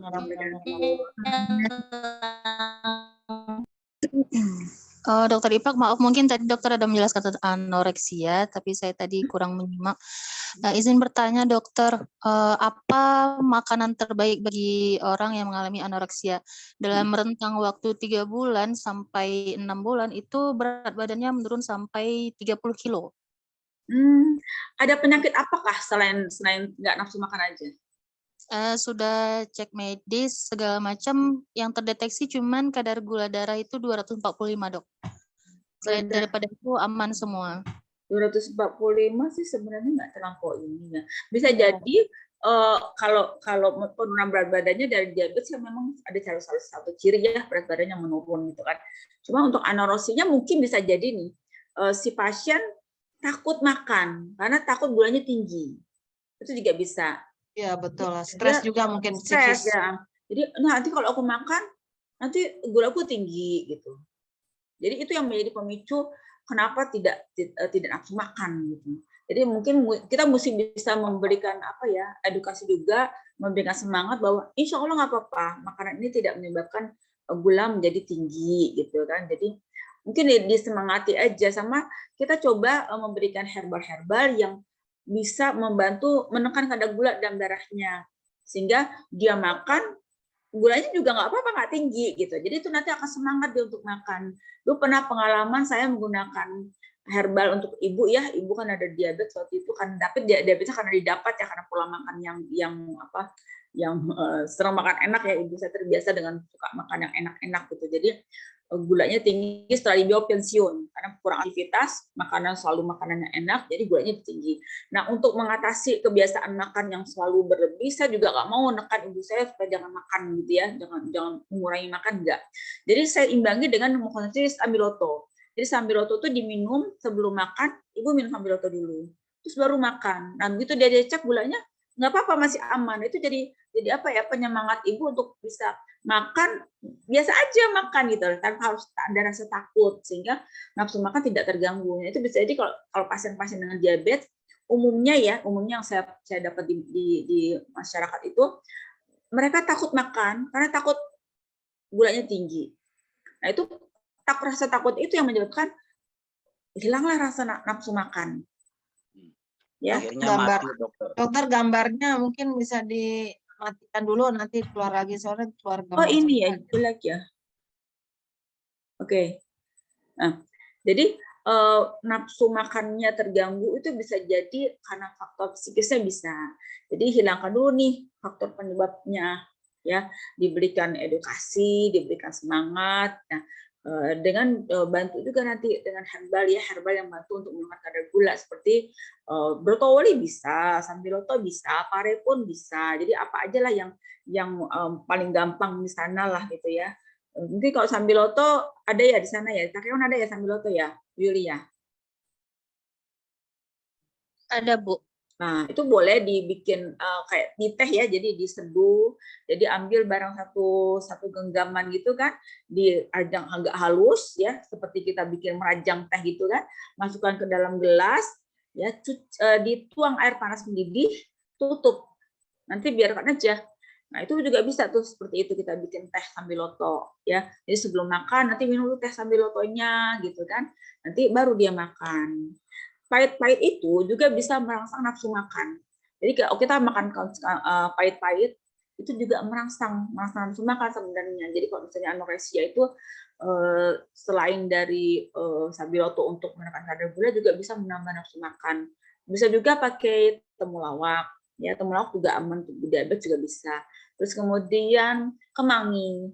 Kemangi juga merangsang nafsu makan dan itu juga bagus untuk seorang diabetes ya. Terus apa lagi ya? Kayu manis pun bisa. Jadi kita bisa gunakan Anti muntah yang adekuat apa selain jahe dok? Kunyit. Kunyit. Kunyit. Kunyit itu untuk bisa untuk anoreksia juga ya? Ya, bisa juga untuk anoreksia. Ya, jadi apa namanya dari rempah-rempah mulai lagi tuh. Ya, ini kenapa ya? Jadi dari rempah-rempah pun bisa kita gunakan untuk mengatasi anoreksinya dan juga sekaligus untuk mengatasi diabetesnya, ya. Itu boleh ya. Baik Bu, terima kasih Ibu. Assalamualaikum. Waalaikumsalam warahmatullahi wabarakatuh. Mbak Lulu, silakan Mbak Lulu Puspitasari. Bismillahirrahmanirrahim. Mau bertanya, Dok, ini masalah herbal buat THT itu kira-kira apa? Sama herbal yang bagus buat nambah darah? Itu aja kayaknya Dok. Kalau untuk THT-nya kenapa ya? Nggak tahu, pokoknya itu cuma tiba-tiba aja gitu, kayak telinganya tiba-tiba kayak berair. Cuma kemarin waktu diperiksa ke dokter THT katanya THT, begitu aja Dok. Jadi kalau THT tapi diagnosanya apa? Telinganya berair. Telinganya itu berair, habis itu di hidung tuh juga sering kayak pilek, terus buntu, terus agak bau sedikit kadang gitu. Otitis media Dok. Iya. Itu sambiloto, rumput mutiara. Sambiloto, rumput mutiara bisa. Tambah gamat ya. Gamat itu untuk apa namanya pasien-pasien dengan gangguan di gendang telinganya itu bisa juga merapatkan lagi tuh gendang telinganya sudah mulai robek atau bolong. Itu pernah saya kasih untuk adik ipar saya gitu kan, telinganya terganggu karena pernah kecolok gitu ya, kecolok atau bersihkan telinga gitu.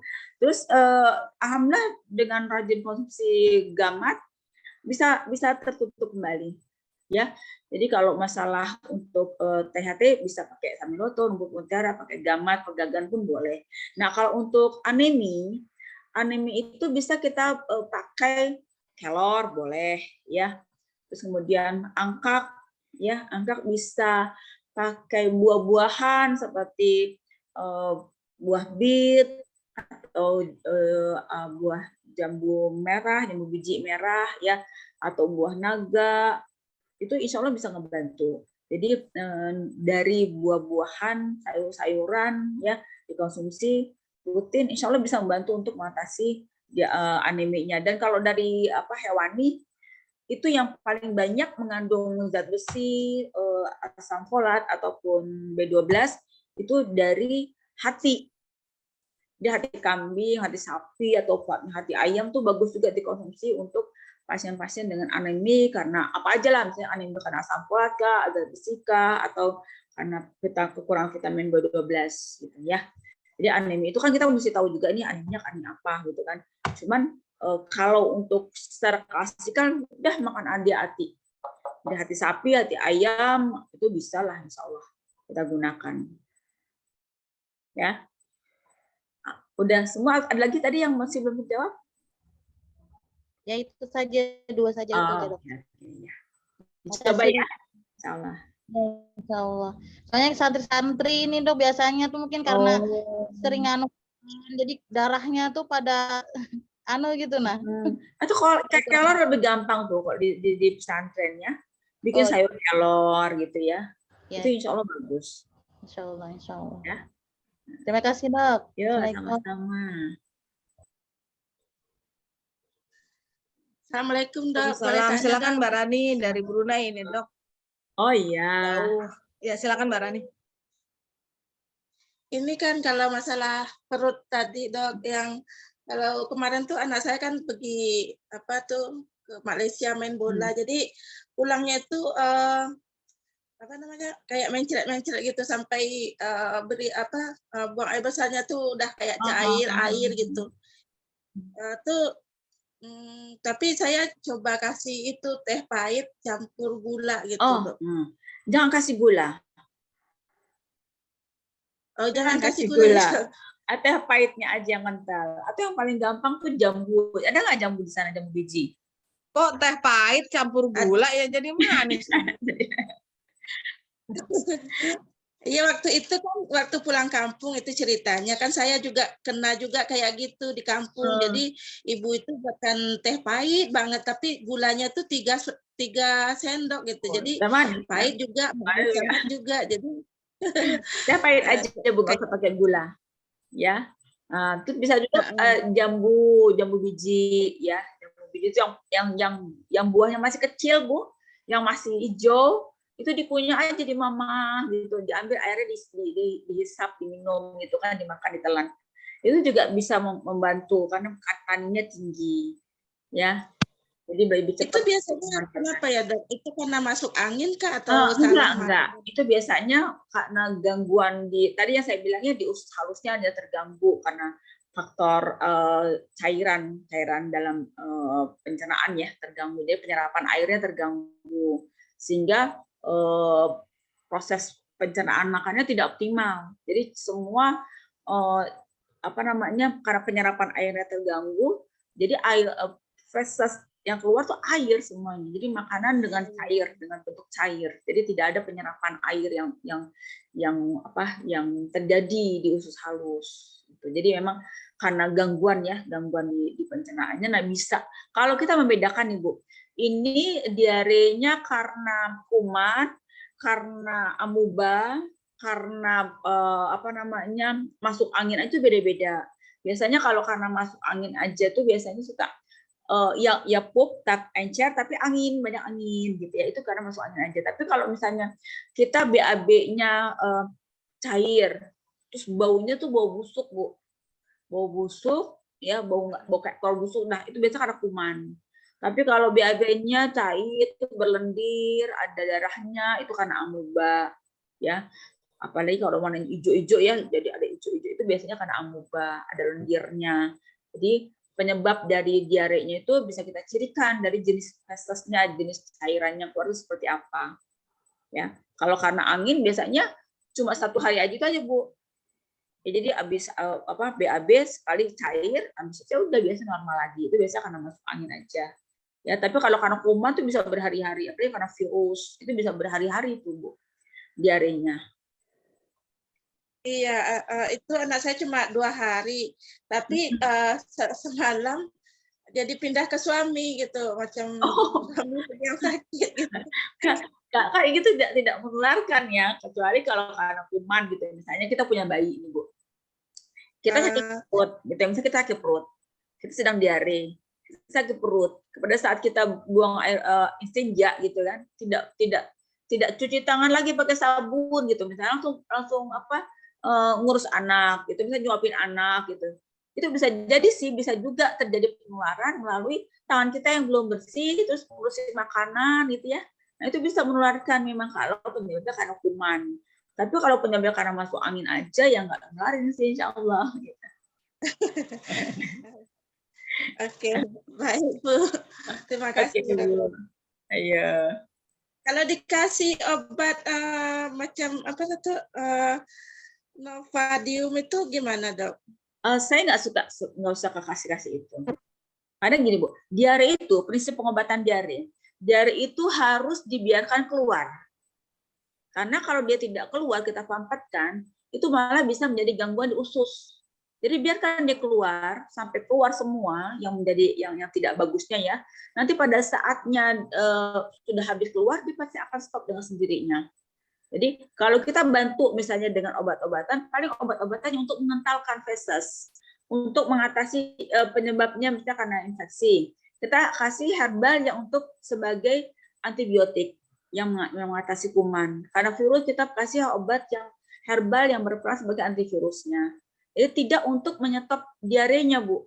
Diare itu harus terus biarkan keluar, sementara penyebabnya aja yang kita atasi. Ya kalau kental paling kita bantu dengan untuk mengentalkan feses biar BAB-nya tidak gencar banget gitu.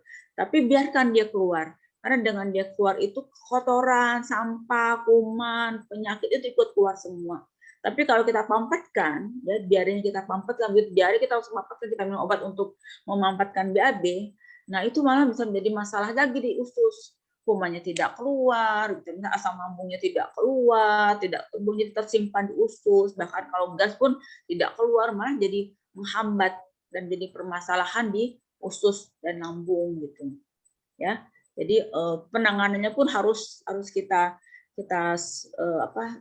sesuaikan, Bu. Jadi kalau diare itu jangan langsung minum obat untuk mampatkan diare, biarkan saja. Begitu dia habis keluar, ya akan stop. Gitu. Tapi teh itu bukan untuk buat dia mampet kan, Dok? Untuk mengentalkan. Teh itu untuk mengentalkan, Bu. Karena taninya tinggi juga. Apalagi teh pahit ya, Bu ya. Teh pahit itu taninya tinggi. Jadi dia mengentalkan feses. Jadi bukan mampetin. Oke. Terima kasih, Bu. Sudah pakai gula ya, Bu ya. Oke. Ya, baik, Bu. Ya. Ada lagi? Dokter Ina. Ya, siapa lagi yang mau tanya? Boleh. Ya, saya Dokter Ina ya. Ya, monggo silakan. Siapa nih? Mbak Hairi ya? Iya. Ya, silakan. Assalamualaikum warahmatullahi wabarakatuh. Buat dokter-dokter cantik nih. Dokter Ipak, mau tanya dong. Pasien saya nih, ya ada keluhan di jantung, jantungnya mau di bypass. Itu nanti apa ya herbalnya yang biar jantungnya tuh tidak di bypass gitu, dokter? Kalau jantung, ini pengalaman ke pasien. Paling bagus itu bawang putih, minyak zaitun, daun dewa, ya. Itu insya Allah bagus banget ya. Pegagan. Jadi bawang putih, zaitun, daun dewa, pegagan, insya Allah bagus sekali untuk jantung. Rajin aja konsumsi. Ya, setiap hari dikonsumsi 3 kali sehari, insya Allah peredaran darah lancar. Pegagan boleh? Kenapa? Kalau dikasih teh pegagan boleh? Boleh. Teh pegagan boleh, mau kapsul pegagan boleh. Jadi itu keempatnya dikonsumsi 3 kali sehari. Terus nanti jadi gini, ke pasien minta waktu ya, jangan kita kasih waktu nih misalnya sebulan konsumsi ini. Habis itu setelah sebulan konsumsi, suruh periksa lagi dulu, ya, suruh di EEG lagi atau pokoknya di periksaan lah, diperiksa ke dokternya lagi ya, konsul lagi ke dokternya. Itu biasanya alhamdulillah pasien-pasien banyak yang kok udah bagus gitu, akhirnya nggak jadi bypass atau nggak jadi pasang ring gitu, seperti itu. Apa? Ya? Dewa, bawang putih. Daun dewa, bawang putih, zaitun, sama pegagan. Diminum semuanya ya, konsumsi semuanya. Ini sambil saya topung ya, Dok. Saya topung, saya bekam juga. Iya, boleh, bagus, bukan bagus. Iya. Dok, Dok, itu apa bisa yang udah bisa pasang ring juga, Dok? Iya, berlaku juga untuk pasang ring. Itu untuk melancarkan sumbatan. Jadi kalau misalnya udah pasang ring, ya jangan lagi pasang ring lagi gitu kan. Umumnya udah pasang ring pun bukan berarti akan menjamin tidak akan pasang ring berikutnya. Bisa jadi akan pasang lagi gitu kan, karena sumbatannya malah menambah-nambah. Nah, itu kita dengan pengonsumsi herbal tadi itu bisa mencegah pasang ring berikutnya. Ingetin ya, Bu. Oke. Iya, dokter, makasih banyak dokter ya. Sama, Bu Ria. Assalamualaikum. Sampai ketemu tanggal 28. Insya Allah.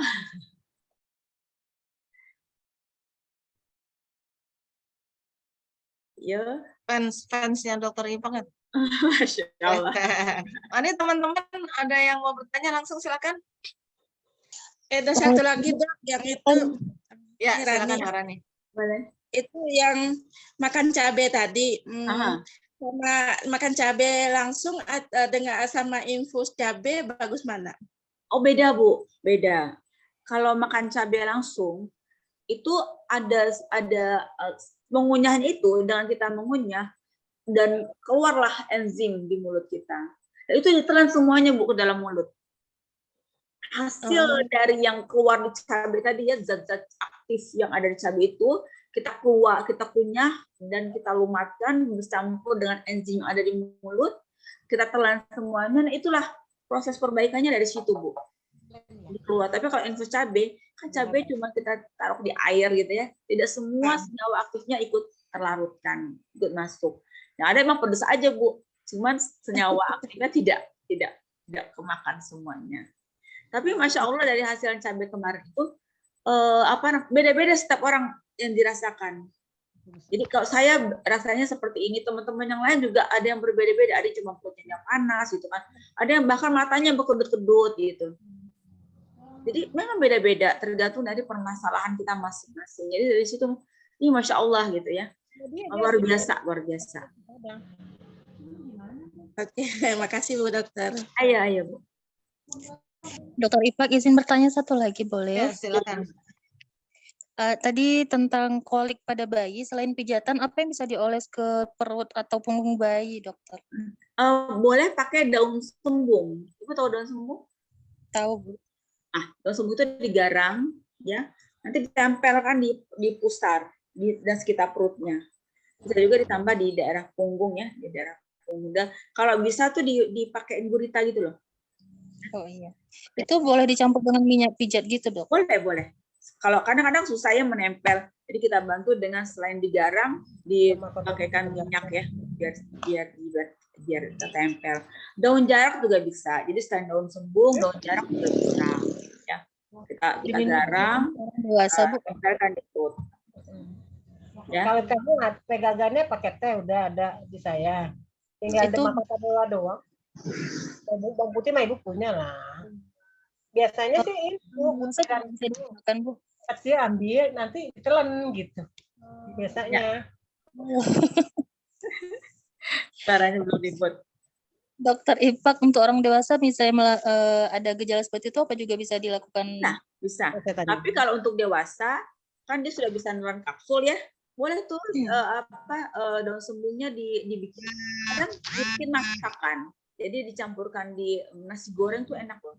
Di nasi goreng campurkan daun sembung diiris-iris gitu ya. Tuh buat dimakan langsung boleh gitu.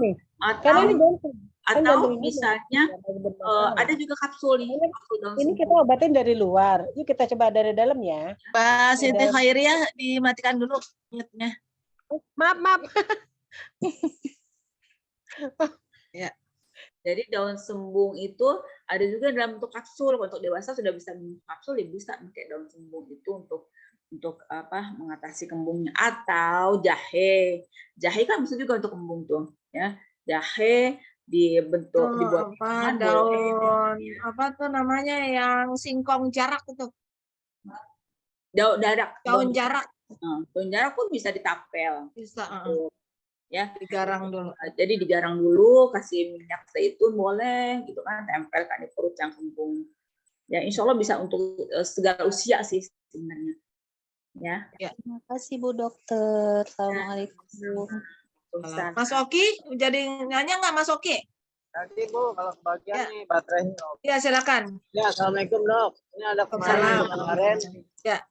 Dia beberapa kali sering minum jahe, BAB-nya berdarah. Nah, itu dia stop. Pokoknya asal minum jahe, berapa kali lagi, 2 kali, 3 kali, dalam berapa hari, pasti BAB-nya berdarah. Itu disebabkan apa Dok? Jahenya berapa banyak, terus indikasinya minum jahe buat apa? Ya, kemarin nggak sempat nanya beliau karena pas itu kemarin ya. Ini hemoroid dia, kalau hemoroid panas-panas. Jadi gini, kita mengkonsumsi herbal itu, apapun herbal, itu harus sesuai indikasi. Jadi kalau memang tidak ada indikasinya ya jangan gitu. Apapun semua herbal itu kan memiliki senyawa kimia. senyawa kimia tapi beda ya antara senyawa kimia sintetik dan senyawa kimia alami. Kalau herbal itu memiliki senyawa kimia alami, ya. Kalau obat-obatan sintetik ya senyawa kimia sintetik. Nah, semua itu yang ada tanaman apapun, kalau tidak ada indikasinya, ya nggak usah kita konsumsi. Jadi untuk jaga-jaga kalau misalnya kita konsumsi, ya konsumsi yang herbal dan sifatnya aman, ya tidak panas, tidak dingin gitu misalnya. Kita bisa, saya biasanya kalau yang untuk sehari-hari ya, kita konsumsi madu, ya kurma. Itu sudah jelas tuh, insya Allah aman dan manfaat untuk tubuh. Saya juga konsumsi yang meningkatkan imunitas seperti bawang putih gitu ya.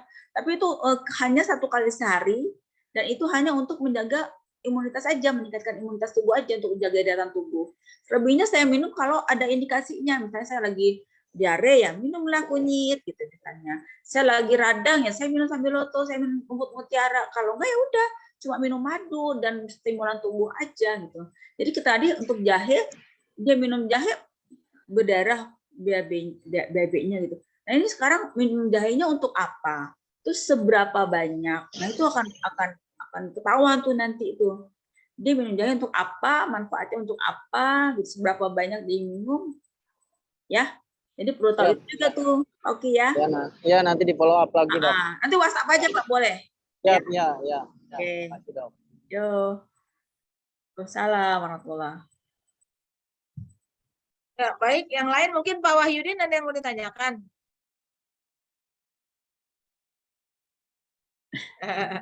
Kok buka apa namanya mute. Silakan yang lain kalau ada yang mau ditanyakan. Mungkin di chat Mas Dwi, silakan. Ya dok, ini ada pertanyaan.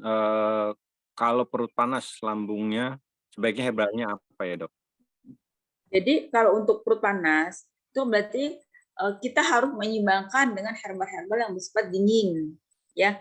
Nah, herbal dingin itu bisa tuh dari minuman-minuman seperti air timun, gitu ya. Itu kan dingin sifatnya. Atau bisa nggak ada timun nih, udah adanya apa? Ada cincau gitu ya. Boleh kita makan cincau, itu mendinginkan. Minum air putih yang pasti ya. Minum air putih juga mendinginkan. Jadi herbal yang bersifat dingin. Itu buah-buahan yang banyak airnya itu umumnya bersifat dingin. Ya, jadi jangan lagi kita perut panas, kita minum air jahe gitu ya. Air soka itu panas kan, kita tambah panas ya. Jadi kita seimbangkan, kita balancekan dengan herbal yang sifatnya dingin. Umumnya herbal yang bersifat dingin itu yang banyak mengandung cairan. Itu insya Allah sifatnya dingin. Makanya orang ini kan biasanya kalau makan pedas tuh lalapannya kan timun gitu ya. Itu timun itu bersifat dingin. Ya Pak ya? Ya baik dok. Selanjutnya sakit mah sampai punggung linu dan tenggorokan panas, herbalnya apa? Mungkin sama ya dok? Kalau misalnya nih sakit mah sampai ke punggung panas, itu coba deh. Kita coba cek lagi ya. Penyebabnya itu takutnya kebanyakan kasus yang seperti itu, ini videonya goyang-goyang nih, saya matikan dulu deh. Jadi kalau sakit mah, sakit lambung yang sampai menjalar ke punggung, itu saya khawatirkan itu ada indikasi ke arah batu empedu. Ya, jadi coba tolong dicek dulu, ada di USG ya, biasanya nanti ketahuan tuh ada gangguan empedu apa enggak gitu. Karena penyakit batu empedu, cholelithiasis itu mirip sekali gangguannya dengan gangguan lambung. Jadi sama tuh, hanya sama. Perut kembung, mual, muntah gitu kan. Cuman ada yang uniknya itu, yang spesifiknya tuh nyeri sampai ke punggung biasanya. Ya, itu yang mencirikan nih. Makanya saya coba deh cek dulu ya, coba dicek dulu ada nggak ke arah indikasinya ke arah batu empedu gitu. Kalau nggak ada ya kita bisa cukup dengan madu ya, bisa pakai kunyit ya untuk kembungnya pakai daun sembung. Yang standar aja lah kunyit, madu, ketemu lawak, nanti pakai daun sembung gitu. Nanti tapi kalau misalnya ternyata ada gangguan batu empedu, nah kita bisa tambahin herbal yang lain, insya Allah bisa sangat membantu mengeluarkan batu empedunya. Ya, tapi tolong dicek dulu ya. Kalau bisa sih USG lah untuk memastikan bahwa ini tidak ada gangguan empedu. Ya. Kalau batu empedu ada kelihatan dari bentuk perutnya membesar atau tidak nggak ya dok? Enggak kelihatan dari situ. Cuman nyerinya mirip penyakitnya gangguan. Ya, nyerinya tembus Cuman punggung. ya, nyerinya itu nembus ke punggung, Tembus ke belakang. ke belakang. Makanya tadi ada nyeri di punggung, saya khawatir ya, takutnya penyebabnya karena banyak sekali tuh pasien sampai mah gitu, obat lambung, tapi ternyata bukan karena mah murni, tapi karena batu empedu gitu. Tapi insya Allah dengan herbal bisa teratasi kok. Ya, tapi kita pastikan dulu ya, ini ada gangguan batu empedunya enggak gitu. Ya, baik dok. Selanjutnya dari Pak Hilman Nugraha nih dok. Terapis psikopapi, pasien paling sering sakit lambung. Dan beliau sering berikan teh daun bidara atau minyak zaitun. Alhamdulillah sejauh ini bermanfaat. Menurut Bu Dokter bagaimana? Ya boleh, itu udah bagus itu. Jadi kita menghilangkan faktor-faktor non organiknya ya, dengan daun bidara, minyak zaitun, insya Allah bisa bertambah. Bantu juga untuk yang organnya ya, seperti kunyit, temulawak, madu gitu. Cuman kita coba kasih edukasi ini ke pasien, kan nggak mungkin juga sakit terus menerus gitu kan. Coba deh atasi apa nih yang menjadi sumber permasalahannya gitu kan, apa yang menjadi sumber kecemasannya, biar nggak sakit terus menerus gitu ya.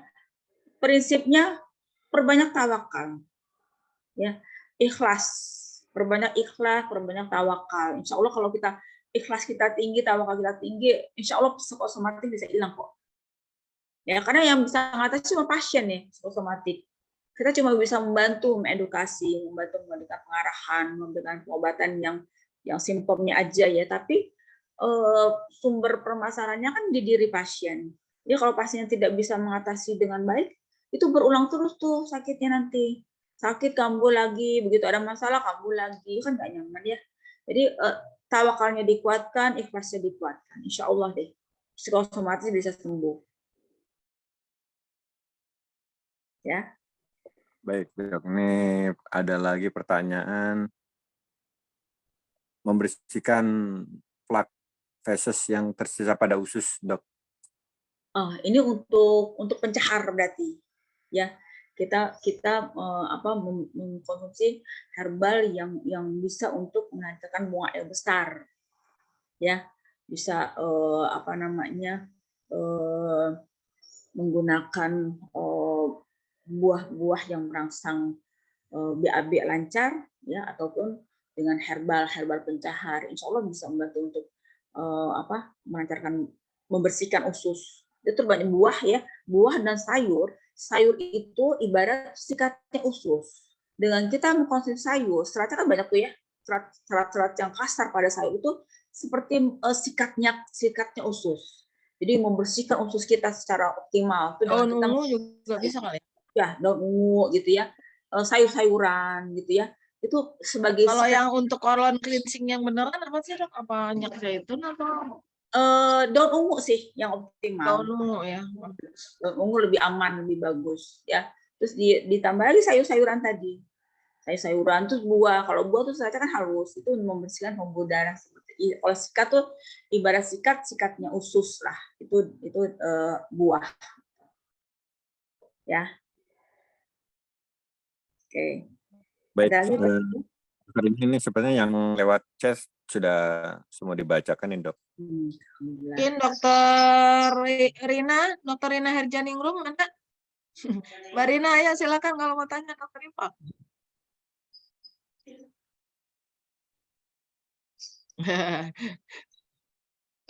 Soalnya penasaran katanya kalau Dokter Rina mau nanyain soal obesitas itu. Gimana dok? Dokter Rina? Ya, baik, kalau nggak ada, mungkin bisa kita tutup, Mas Dwi. Dokter Ipak, bukan teman-teman yang lain? Kalau apa nanti boleh chat ya, WhatsApp aja boleh. Ya, boleh. Ya, insya Allah kalau saya bisa jawab, insya Allah saya jawab. Nanti kan Dokter Ina juga datang ke acara tanggal 28, insya Allah. Oh iya. Insya Allah ya, ketemuan ya, insya Allah ya. Nginep juga dok, Ipak. Insya Allah. Iya. Rumah saya mah dekat. Masnya kan dekat. Kalau nginep kita panahannya malam-malam dok. Oh, tanah tuh Kak. Ada lampunya ya, jadi memanah lampu. Oh. Ya. Baik, Dokter. Silakan. Ini Nanti ditutup ya. tutup saja ya. Alhamdulillahirrahmanirrahim. Baik teman-teman semua. Alhamdulillah kajian kita hari ini sudah berjalan dengan lancar. Banyak pertanyaan, banyak ilmu juga ya pastinya. Nanti diskusinya seperti biasa kita teruskan di grup. Ditunggu teman-teman yang bisa hadir di tanggal 28 di Taman Herbal Insani karena sertifikat kita akan Ya, berikan untuk di sana. segera membayar. Untuk Dan segera jangan lupa membayar mengisi- biar soalnya karena kita harus pesan makanan ya jauh sebelumnya. Jadi takutnya nih panitia kerepotan kalau pada belum bayar. Ya silakan. Belum ada kepastian ya Dok Iya, ya. harus ada kepastian. Iya, baik. Untuk itu kita ucapkan terima kasih kepada Dokter Ipak untuk sharing keilmuannya, juga Dokter ini untuk memandu acara ini. Untuk itu kita tutup sama-sama kegiatan kita dengan membaca hamdalah dan doa kafaratul majelis. Subhanallahumma wa bihamdika asyhadu an la ilaha illa anta astaghfiruka wa atubu ilaik. Kalau kami mohon maaf atas segala kekurangan. Wabillahi taufiq wal hidayah. Wassalamualaikum warahmatullahi wabarakatuh. Waalaikumsalam warahmatullahi wabarakatuh. Jazakallah khair. Dokter Ipak atas ilmunya, insya Allah barokah dunia akhirat. Terima kasih banyak Mas Dwi, Mbak Siti. Sampai jumpa di tanggal 28 ya. Ketemu ya nanti tanggal 28. Terima kasih serius ya. semuanya.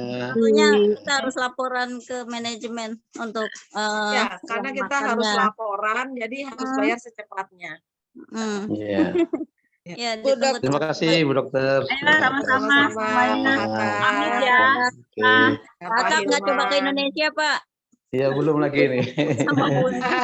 Iya. Oh ya, Pak. Baru Desember kemarin pulang nih ke Indonesia, tapi Iya, sempat baru ke kemarin. Jakarta. Iya. Oh iya, telat ya Pak.